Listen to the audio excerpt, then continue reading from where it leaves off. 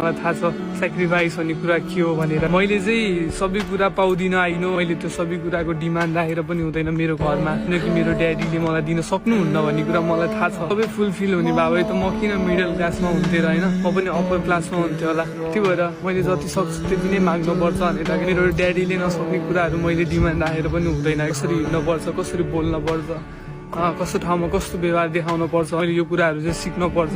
मेरो ड्याडीले यत्रो दुःख गरेर यत्रो होइन खाइ नखाइ घाम पसिना केही नभनिकन यत्रो दुःख गरेर मलाई हुर्काएको छ। अनि एउटा राम्रो संस्कार पनि दिन सकेन भने त म त्यो जस्तो फेलियर मान्छे लाइफको कोही हुनेवाला छैन क्या। खाइ नखाइ गरेर दुनियाँको वचनहरू सुनेर धेरै धेरै कुराहरू सहेर मलाई हुर्काउनु भयो, पढाउनु भयो, एउटा संस्कार पनि दिन सक्नु भयो भने चाहिँ मैले लाइफमा के सिक्छु त, मैले लाइफमा कसरी सर्भाइभ गर्छु त। मेरो ड्याडीको एउटा सपना नै हो क्या यो चाहिँ, मेरो छोरालाई म राम्रो बनाउँछु, मान्छेको अगाडि चाहिँ कसरी तारिफ गर्दा पनि वाउ भनेर खुसी हुने, छाती फुलाउने मेरो परिवार। फ्यामिलीलाई त मैले अरू गर्न नसके पनि, पैसा कमाएर दिन नसके पनि इमेज बनाउनु पर्छ क्या। म आफूले पनि यत्रो दुःख गरेर हुर्कायो, म चाहिँ नि ट्यापे जस्तो भएर हुँ, जे पनि बोलिदिने, जे पनि खाइदिने, जसको अगाडि पनि जसरी पनि हिँडिदिने त भएन नि होइन।